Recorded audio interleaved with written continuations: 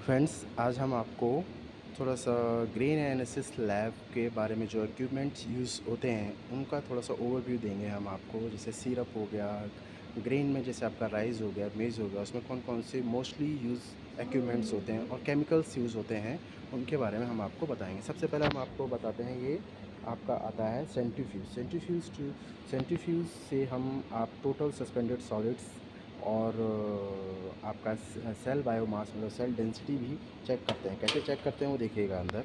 ठीक है, जैसे ये ट्यूब्स है, 1 2 3 4 ट्यूब्स हैं। इसमें जो वॉल्यूम है आपका 15 ml तक ले सकते हैं। तो ऐसे ही 15 ml इसमें लेना है, इसमें लेना है। अगर आपके पास एक ही सैंपल है तो एक में लेके दूसरे में पानी भर सकते हैं। अगर 4 सैंपल है तो चारों में भर सकते हैं। और जब आपका डाउनवर्ड यहाँ पे जितना भी 1 2 3 4 जितना भी सॉलिड्स होगा वो नीचे बैठ जाएगा और और लिक्विड होगा अपर जाएगा। उसको डिस्कार्ड करके हम वेट कर सकते हैं कि 15 ml में इतना आया है। तो सेल डेंसिटी और तो TSS हम चेक करते हैं। देन नेक्स्ट ये आ जाता है हमारा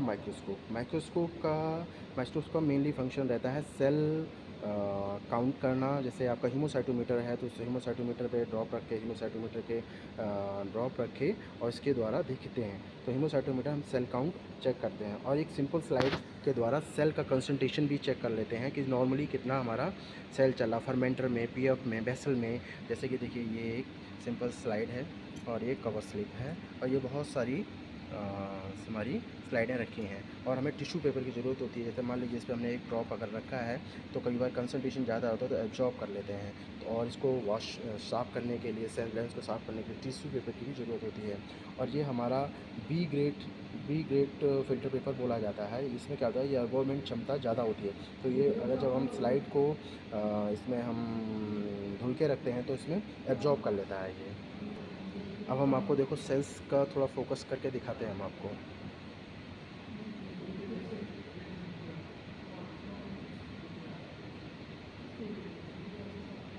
उसके बाद हम आपको बताते हैं मॉइस्चर। जैसे हमारा सैंपल है, इसका ग्रेन का सैंपल मेज़ है हमारा मेज़, तो हम डायरेक्ट अगर मॉइस्चर चेक करेंगे तो मॉइस्चर एनालिसिस मशीन होता है। तो डायरेक्ट हमारा ग्रेन से रिलेटेड मेज़ है, राइस है, तो उसमें नंबरिंग होती है कि 5 नंबर पे हमारा जैसे मेज़ होगा या 6 नंबर पे हमारा क्या कहते हैं राइस होगा।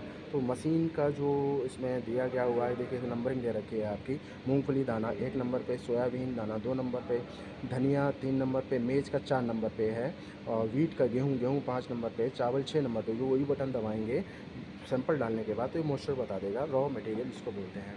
ये हमारा मॉइस्चर एनालिसिस है। जैसे मान लीजिए हमने आटा पीस के लाया तो उसमें कितना मॉइस्चर है हमारा, उसमें जैसे टाइमिंग सेट होता है 5 से 10 मिनट और उसका टेम्परेचर रहता है जितना भी जैसे मान लीजिए 500 डिग्री सेल्सियस या 400, जो इसकी ऑटोमेशन मशीन का बनाया हुआ होता है उसी पे इसका डिज़ाइन होता है। तो मॉइस्चर एनालिसिस जैसे इसका हमने मान लीजिए DTDS का मॉइस्चर चेक करना है तो हमने सैंपल, ये फॉयल का कंटेंट टेम्परेचर एब्जॉर्बेंट क्षमता होती है 500 डिग्री सेल्सियस। टेंटेटिव एग्जांपल दे रहा हूँ मैं।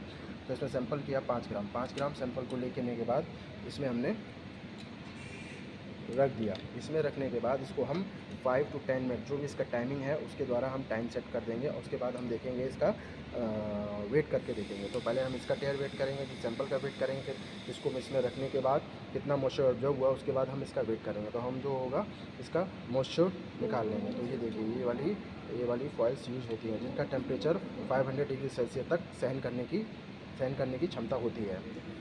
उसके बाद हम आपको बताएंगे ये इसका यूज़ होता है आपका RST और TRS सिरप में निकालना और प्रोटीन क्या कहते हैं प्रोटीन एनालिसिस के काम में आता है। मिथाइलिन इंडिकेटर का काम करता है। और तीसरा इसके साथ में ज़रूरत होता है हमें एक फ्लास्क चाहिए होता है 250 ml के, कहीं कहीं 500 ml, जैसी रिक्वायरमेंट है फ्लास्क की ज़रूरत होती है। और हमें ब्यूटी स्टैंड की ज़रूरत होती है क्योंकि हम इतने सारे ब्यूटी स्टैंड इसलिए रखते हैं क्योंकि एक में हम रखते हैं 0.1 नॉर्मलिटी का NaOH, एक में हम रखते हैं HCl, और एक में हम रखते हैं सैम्पलिंग के लिए, और एक हम स्टैंड इसलिए रखते हैं किसी कोई अटेंडम सैंपल चेक करना हो तो उसके लिए एक स्पेयर में भी रखा जाता है। ये हमने इसलिए लगा दिए हैं उल्टे करके अभी क्योंकि ये धुल दिए हैं। इसमें 0.1 नॉर्मलिटी का NaOH है क्योंकि हम बार बार अगर एक ही ब्यूरेट यूज़ करेंगे तो उसमें क्या कभी बार पानी रह जाता है, ड्रॉप होता है, तो हमारे रिजल्ट वेरी करते रहेंगे। तो इसलिए हम 3-4 ब्यूरेट अलग अलग चीज़ों के लिए पहले से प्रिपेयर करके रखते हैं जो कि हमारे रिज़ल्ट पे कोई इम्पैक्ट ना डालें। तीसरा आता है प्रोटीन डाइजेस्टर। ये देखिए प्रोटीन डाइजेस्टर, जब हम सैंपल ले लेते हैं 2 ग्राम, 3 ग्राम, 4 ग्राम जैसा उसका उसमें प्रोटोकॉल में दिया हुआ होता है, तो प्रोटीन प्रोटीन एनालिसिस है। उसके बाद इसको हम डाइजेशन कराने के बाद कूलिंग स्टैंड, ये उसका कूलिंग स्टैंड है। ये कूलिंग स्टैंड की ज़रूरत होती है ग्रेन वर्टिकल में, राइस हो, मेज़ हो, जो ग्रेन वर्टिकल की लेवल्स होती हैं उनमें इनका इसकी ज़रूरत होती है। उसके बाद हमें ज़रूरत पड़ती है सैम्पलिंग की। ये देखो सैंपल के लिए बोटल्स हम लोग लाते हैं, चाहे उसकी दारू की बोतल यूज़ हो जाए या सिंपल बोतल मिल जाए, इनकी भी ज़रूरत होती है सैम्पलिंग के लिए। तो ये अरेंज करके ये बोटल्स कांच की यूज़ की जाती है। उसके बाद हम आपको दिखा रहे हैं ये हाइड्रोमीटर्स जैसे हाइड्रोमीटर है, अल्कोहल के हाइड्रोमीटर अलग हैं। ये वाले हाइड्रोमीटर, ये मान के चलो आपके प्लांट से रिलेटेड जितने भी आपके सैंपल आते हैं उनके हाइड्रोमीटर्स अलग हैं, तो इन हाइड्रोमीटर्स की ज़रूरत होती है। ये देखिए ब्रिक्स मीटर की ज़रूरत होती है, क्योंकि सिरप की ब्रिक्स कितनी चल रही है उसकी ज़रूरत होती है। और जब हम ग्रेन में हम कोई भी ग्रेविटी चेक करते हैं या ब्रिक्स चेक करते हैं, उसको हम 50-50 ml डाइल्यूशन करके ही सैंपल को चेक किया जाता है। जैसे मान लो 250 को ले लिया, 250 को लिया तो 500 ml को कंबाइन करके सैंपल को, उसके बाद फिर हम उसकी ग्रेविटी चेक करते हैं कि 20 ग्रेविटी है कि 30 ग्रेविटी है कि जितनी भी XYZ रिक्वायरमेंट होती है उसके हिसाब से। और हमें ज़रूरत होती है ये रॉड्स की किसी भी सैंपल को घोलने के लिए, और हमें ज़रूरत होती है इनकी बोटल्स की, सैंपल कलेक्ट करने के लिए बोटल्स की ज़रूरत होती है। तीसरा हमें ज़रूरत होती है इनकी सिलेंडर की, सिलेंडर में सैंपल को चेक करने की ज़रूरत होती है। राउंड बॉटम फ्लास्क की ज़रूरत होती है। 250 ml ये जो आपके वीकर्स हैं, हैंड वीकर्स, इसको पकड़ने में आसानी रहती है, इनकी ज़रूरत होती है। ये आपके 100 ml सैंपल कहते हैं 100 ml इनकी ज़रूरत होती है। वॉल्यूमेट्रिक फ्लास्क की ज़रूरत होती है। ये है आपका 500 ml, ये है आपके 500 ml वाले 250 ml। इस सैंपल को एस्टिमेट मतलब एक्यूरेट अगर सैंपल लेना है तो वॉल्यूमेट्रिक ये आपका वॉल्यूमेट्रिक में ही लिया जाता है, क्योंकि जो आपके मेजरमेंट वाले होते हैं उसमें कभी भी कम ज़्यादा हो जाता है। तो इसलिए देखिए ये हमारे इनकी ज़रूरत होती है लैब में। सिलेंडर के 100 ml वाले सिलेंडर हैं, 50 ml वाले सिलेंडर हैं, ये 25 ml का सिलेंडर है, ये 10 ml की ज़रूरत है। जैसे कि HCl डालना है या कोई 10 ml ही सैंपल लेना है तो उसके लिए हमें इनकी ज़रूरत होती है। और हमें छोटे छोटे बीकर्स की भी ज़रूरत होती है, जैसे 50 ml है, पानी का एस्टिमेशन है ये है। और 1000 ml, जैसे मान लो हमें ये 4 ग्राम हमने 0.1 नॉर्मल कैनवस चाहिए तो 4 ग्राम लिया, 1000 ml में मेकअप कर लिया। उसके बाद हमें फ़िल्टर करने के लिए हमें इनकी फनल्स की ज़रूरत होती है, इसको कीप बोलते हैं। ये कॉर्क की ज़रूरत होती है हमें। और ये हमारे एनालिसिस के वॉल्यूमेट्रिक एनालिसिस फ्लास्क की ज़रूरत होती है 250 ml की। और हमें ट्यूब्स की ज़रूरत है, जैसे कोई चीज़ गर्म करनी है, ठंडी करनी है, तो हम इसके साथ इससे हम इसको पकड़ के और हम किसी भी चीज़ को हॉट कर सकते हैं अगर हम एस्टिमेट की ज़रूरत होती है। और हमें स्पेचुला की ज़रूरत होती है, अगर हम मान लीजिए हमने कोई एनालिसिस किया वो गर्म है, तो उस गर्म को पकड़ने के लिए ये कैचिंग सीजर्स बोल सकते हैं आप, उसकी ज़रूरत होती है। जब हम DS निकालते हैं तो DS के लिए हमें ये इसका पेट्यूटी स्प्लिट की ज़रूरत होती है। और हम आपको बताएंगे अब केमिकल्स के बारे में। 0.1 नॉर्मलिटी NaOH की ज़रूरत होती है, 6 नॉर्मलिटी NaOH की ज़रूरत होती है, कंसनट्रेट HCl की ज़रूरत होती है, कंसनट्रेट H2SO4 की 0.1 नॉर्मलिटी HCl की ज़रूरत होती है, 2% बोरिक एसिड की ज़रूरत होती है। और ये कंसनट्रेट रखे हुए हैं सैंपल। और फाइलिंग A फाइलिंग B की ज़रूरत होती है, फेनोक्सिलिन की ज़रूरत होती है। और हमें ये क्या कहते हैं बोरोफिल ब्लू की ज़रूरत होती है। और आपका मिथाइल ऑरेंज की ज़रूरत होती है।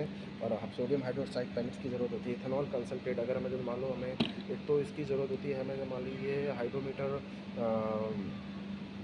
चेक करना है तो कितने हाइड्रोमीटर हमारा एक्यूरेट है नहीं, तो ये 100% नॉर्मलिटी का 100% का होता है, तो इसको हम चेक करके बता सकते हैं हाइड्रोमीटर कितना हमें बता रहा है। तो 10 ml ये लेके 10% का सोल्यूशन बना के तो 100% तो 10 ml का सोल्यूशन बना के देखें 10% अगर अल्कोहल है कि नहीं है, तो उसको हम चेक कर सकते हैं। अगर हम जैसे मान लीजिए मोलासिस में कभी कभी हम कल्चर बनाते हैं तो माल्ट एक्सट्रैक्ट और ईस्ट एक्सट्रैक्ट की ज़रूरत होती है। और हमें जैसे मान लीजिए ग्रेन में साइज़ पार्टिकल चेक करना होता है आफ्टर ग्राइंडिंग के बाद। मान ली मिल से लेके आए या लैब में ग्राइंडिंग कर ली तो हमें इनकी ज़रूरत होती है, सीजर्स की ज़रूरत होती है। और हम सैंपल लेने जाते हैं तो गोडाउन में तो हमें इसकी ज़रूरत रहती है। इसको क्या बोलते हैं कि हम हर एक उसमें से 10-10, 5-5 ग्राम सैंपल लेके कलेक्ट करके रख देते हैं, तो 100 ग्राम तक।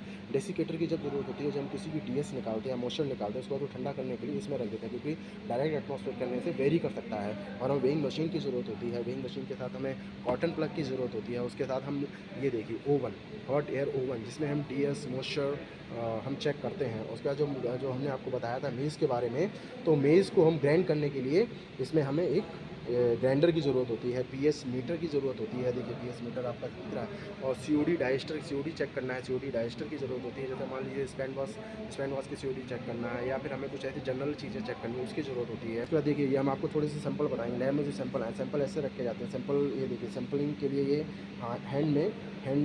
हैंड बीकर, इसको जग या हैंड बीकर भी बोलते हैं। उसके बाद देखिए एक हमें ये कोन, उसको डिस्टिलेशन कोन भी बोल सकते हो आप। और देखिए हमने 3 असेंबली लगाई हुई हैं, 2 में हमने लगाया हुआ है अल्कोहल, और एक में हम स्पैन वॉश का हम वो देख रहे हैं, स्पैन वॉश का वीए देख रहे हैं। तो उसकी ज़रूरत है, डिस्टिलेशन असेंबली लगी हुई है, एक दूसरे से रिलेटेड है। और हमें बीओडी इनक्यूबेटर की ज़रूरत। और देखिएगा हम आपको इंक्यूबेटर की requirement, laminar air flow bench, जिस पे हम किसी भी ईस्ट को इनोकुलेट करते हैं, या फिर कोई अंडर बिल्कुल ही बाहर के बैक्टीरिया से रहित हम कोई भी काम करते हैं, उसकी ज़रूरत पड़ती है। एक हम आपको बताते हैं, जब हम कोई भी कल्चर बनाते हैं तो उसके ऑटोक्लेव की ज़रूरत होती है। ऑटोक्लेव ये रखा हुआ। और देखिएगा ये हमारा है पिपेट स्टैंड। पिपेट में देखिए 25 ml की है, 10 ml की है, 10 ml की, 5 ml की है, 50 ml की है। ये 50 पे पिपेट की स्टैंड होती है। और इसके साथ में हमारा हॉट, ये हमारा वो है क्या कहते हैं, वाटर बाथ। इसमें हम वाटर बाथ टेम्परेचर, जैसे मान लीजिए हमारा ग्रेन का है तो 90 टेम्परेचर मेंटेन होता है। और जब हम क्या कहते हैं सिरप या वो टीआरस निकालते हैं तो 65 to 70 टेम्परेचर मेंटेन होता है। देखते रहिए दोस्तों। ये देखिए ये बबलर मतलब जैसे हम जब कभी ज़रूरी नहीं होती कि हमारा सक करना है, तो मुंह से सक नहीं करके इस बबलर के थ्रू पेपेट में लगा के हम सक कर सकते हैं, मतलब किसी भी सैंपल को, जिससे कि मुंह में ना चला जाए, कोई प्रॉब्लम्स ना हो। ये देखिए सल्फ्यूरिक एसिड कंसनट्रेट रखा हुआ है। ये हम जनरल व्यू हमने आपको दिया है, ये देखिएगा।